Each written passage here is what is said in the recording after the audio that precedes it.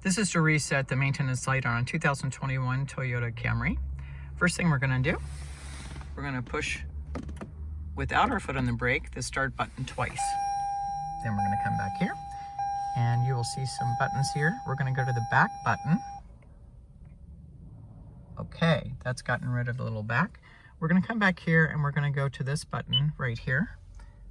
Oh, got to push that back button again. And we're going to scroll until we get to where it actually says vehicle settings. We're going to do again so that I can show you. See the info, all of these things. Get to the settings button. Okay, now we're going to push the OK button because it's already on vehicle settings. Aha! Now we have to scroll down until we get to scheduled maintenance. We're going to push the OK button one more time. And we need to scroll up and push the OK button again. See how it says reset complete? We're all done. Thank you so much from the Car Chick.